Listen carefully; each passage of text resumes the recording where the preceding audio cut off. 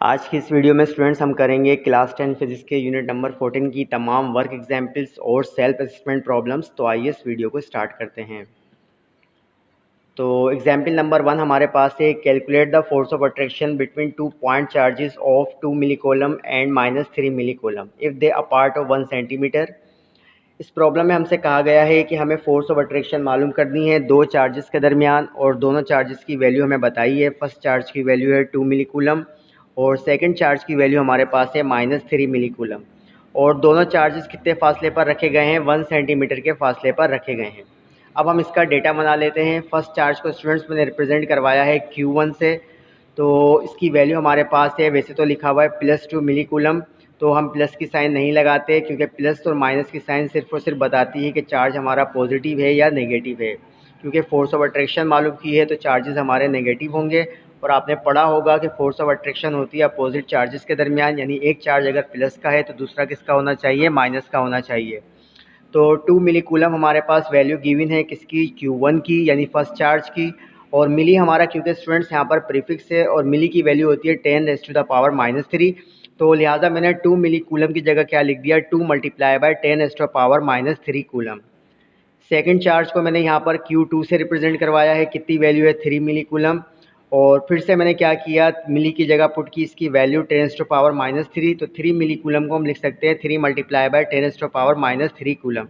और यहाँ पर हम माइनस की साइन नहीं लगाएंगे और ना यहाँ पर हम प्लस की साइन लगाएंगे, जैसा कि मैंने आपको बताया कि प्लस और माइनस सिर्फ बताती हैं कि चार्जेस हमारे पॉजिटिव हैं या नेगेटिव हैं।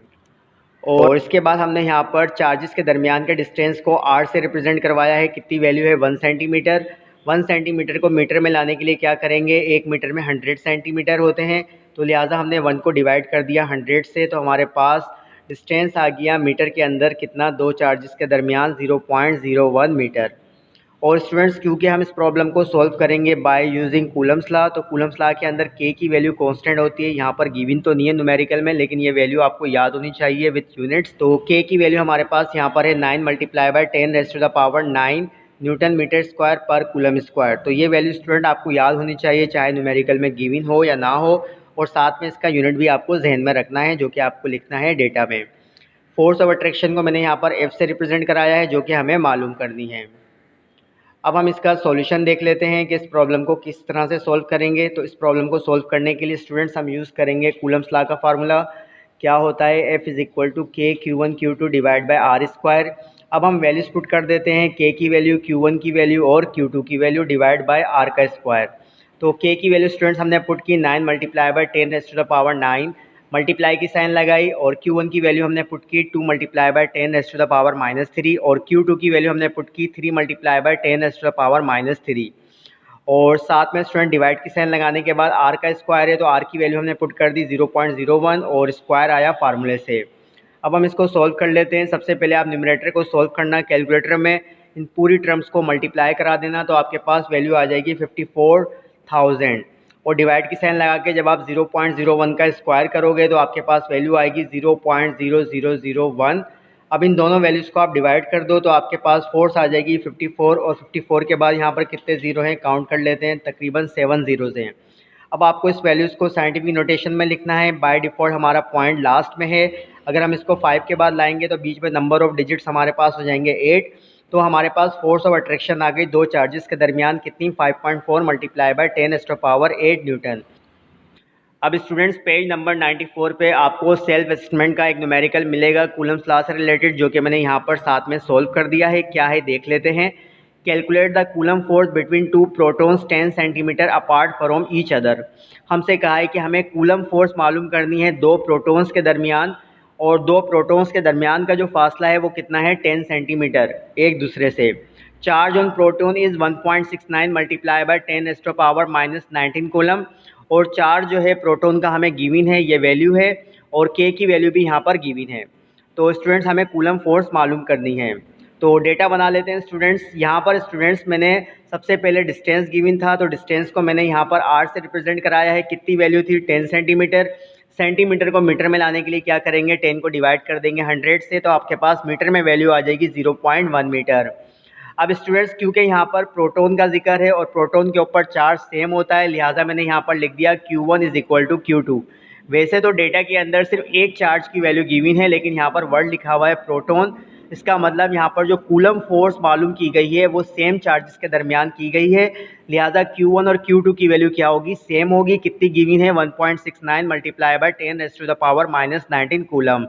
और K की वैल्यू स्टूडेंट्स हमने यहाँ पर एज इट इज़ लिख दी। यहाँ पर गलती से मैंने K 2 बार लिख दिया है, एक बार आएगा। तो K की वैल्यू क्या गिवन है, 9 multiply by 10⁻⁹ newton metre square पर कूलम स्क्वायर। और हमें कूलम फोर्स मालूम करनी है, जिसको मैंने यहाँ पर F से रिप्रेजेंट करवाया है। अब स्टूडेंट्स हम इसका सॉल्यूशन देख लेते हैं। इस प्रॉब्लम को सॉल्व करने के लिए फिर से हम यूज़ करेंगे कूलम्स लॉ का फार्मूला। क्या होता है, F = K Q1 Q2 divide by R square. अब हम वैल्यूज पुट कर देते हैं। K की वैल्यू हमने पुट की 9 मल्टीप्लाई बाय 10⁻⁹ Q1 की वैल्यू हमने पुट की 1.69 मल्टीप्लाई बाय 10⁻⁻19 और Q2 की भी वैल्यू हमने पुट की 1.69 मल्टीप्लाई बाय 10⁻⁻19। R का स्क्वायर है तो R की वैल्यू हमने पुट कर दी 0.1 और स्क्वायर है तो स्क्वायर लगा दिया। अब हम इसे सॉल्व कर लेते हैं। सबसे पहले आप न्यूमरेटर को सॉल्व करना with the help of calculator. इन सारी वैल्यूज़ को आपस में मल्टीप्लाई कर देना, तो आपके पास वैल्यू आएगी 2.570 मल्टीप्लाई बाय 10⁻⁻28। डिवाइड की साइन लगाएंगे, 0.1 का स्क्वायर क्या होता है, 0.01। अब आप इसको कैलकुलेटर से सॉल्व कर लेना, इन दोनों टर्म्स को डिवाइड कर देना, तो आपके पास कूलम फोर्स आ जाएगी दो प्रोटॉन्स के दरमियान कितनी, 2.570 मल्टीप्लाई बाय 10⁻⁻26 न्यूटन। तो यही इसका आंसर है।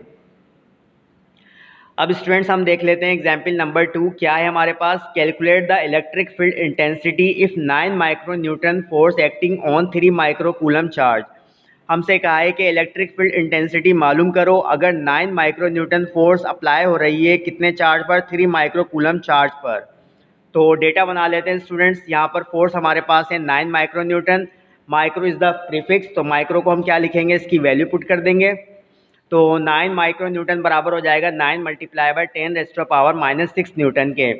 और Q हमारे पास है 3 माइक्रो कूलम, तो micro is also the prefix, तो माइक्रो की वैल्यू पुट कर देते हैं। तो 3 माइक्रो कूलम की जगह हम लिखेंगे 3 मल्टीप्लाई बाय 10⁻⁻6 कूलम। और इलेक्ट्रिक फील्ड इंटेंसिटी हमें मालूम करनी है, तो इलेक्ट्रिक फील्ड इंटेंसिटी को यहाँ पर हमने रिप्रेजेंट करवाया है E से।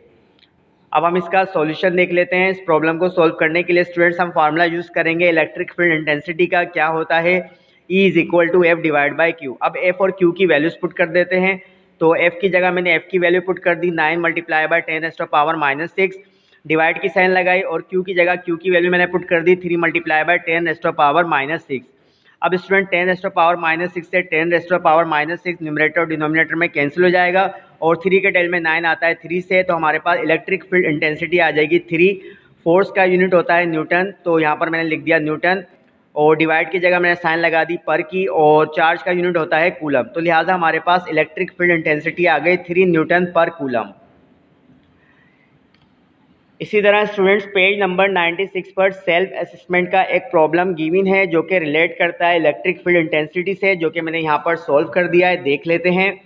Calculate the force acting on a charge of 3 micro coulomb. अब हमसे कहा है कि फोर्स मालूम करो कि कितनी फोर्स अप्लाई हो रही है एक चार्ज पर जिसकी वैल्यू गिवन है 3 micro coulomb when the electric field intensity is 5 Newton पर कूलम। अब हमें इलेक्ट्रिक फील्ड इंटेंसिटी गिवन है 5 न्यूटन पर कूलम और चार्ज की वैल्यू बताइए, और हमसे कहा है कि फोर्स मालूम करो। अब हम इसका डेटा बना लेते हैं। यहाँ पर मैंने चार्ज को रिप्रेजेंट करवाया है Q से, कितनी वैल्यू है 3 micro coulomb, micro is the prefix, तो माइक्रो की वैल्यू पुट कर देते हैं। तो 3 माइक्रो कूलम की जगह हम क्या लिख देंगे, 3 को हमने एज इट इज रखा, मल्टीप्लाई की साइन लगाई, और माइक्रो की जगह इसकी वैल्यू पुट कर दी 10⁻⁻6, और यूनिट लगा दिया हमने चार्ज का, क्या, कूलम। उसके बाद स्टूडेंट्स इलेक्ट्रिक फील्ड इंटेंसिटी को हमने E से रिप्रेजेंट करवाया, कितनी वैल्यू है 5 न्यूटन पर कूलम, और हमें फोर्स मालूम करनी है। अब हम इसका सॉल्यूशन देख लेते हैं। इस प्रॉब्लम को सॉल्व करने के लिए स्टूडेंट्स हम फार्मूला यूज़ करेंगे इलेक्ट्रिक फील्ड इंटेंसिटी का। क्या होता है, E = F divide by Q। हमें F मालूम करना है, तो हम क्या करेंगे, Q यहाँ पर डिवाइड कर रहा है, वहाँ अगर हम लेके जाएंगे लेफ्ट हैंड साइड पर तो E से मल्टीप्लाई करेगा, तो फोर्स का फार्मूला हो जाएगा Q मल्टीप्लाई बाई E। अब हम Q और E की वैल्यूज पुट कर देते हैं। तो Q की वैल्यू क्या है 3 मल्टीप्लाई बाय 10⁻⁻6, और E की वैल्यू क्या है 5। तो इन दोनों वैल्यूज़ को मल्टीप्लाई करेंगे, 5 3 ज़ा 15 मल्टीप्लाई बाय 10⁻⁻6। अब स्टूडेंट्स हम इसको अगर मजीद सोल्व करें, अगर मैं कहूँ 15 की साइंटिफिक नोटेशन क्या होगी, 1.5 मल्टीप्लाई बाय 10⁻1। और जब आप पावर को सोल्व करोगे या आप डायरेक्ट कैलकुलेटर में 15 को मल्टीप्लाई कर देना 10⁻⁻6 से, तो आपके पास F की वैल्यू आ जाएगी 1.5 मल्टीप्लाई बाय 10⁻⁻5 न्यूटन। तो यही स्टूडेंट इसका आंसर है। अब स्टूडेंट्स हम देख लेते हैं example number 3। Calculate the potential difference of 300 milli joule of work done on a 150 milli coulomb charge. हमसे कहा है कि पोटेंशियल डिफरेंस मालूम करो, यानी वोल्टेज मालूम करो अगर वर्क कितना होता है एक चार्ज पर। वर्क की वैल्यू हमें गिवन है 300 मिली जूल और चार्ज की वैल्यू भी गिवन है 150 मिली कूलम। तो डेटा बना लेते हैं स्टूडेंट्स। यहाँ पर वर्क को मैंने W से रिप्रेजेंट करवाया है, कितनी वैल्यू है 300 मिली जूल। तो 300 को मैंने सेम रखा और मिली की वैल्यू पुट कर दी 10⁻³ और J is the unit of work done. साथ में स्टूडेंट्स चार्ज को मैंने Q से रिप्रेजेंट कराया है, कितनी वैल्यू है 150 मिली कूलम।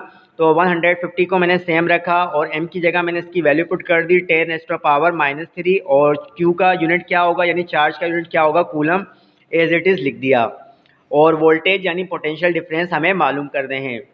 अब हम इसका सॉल्यूशन देख लेते हैं। इस प्रॉब्लम को सॉल्व करने के लिए स्टूडेंट्स हम यूज़ करेंगे पोटेंशियल डिफरेंस का फार्मूला। क्या होता है, V is equal to W divide by Q।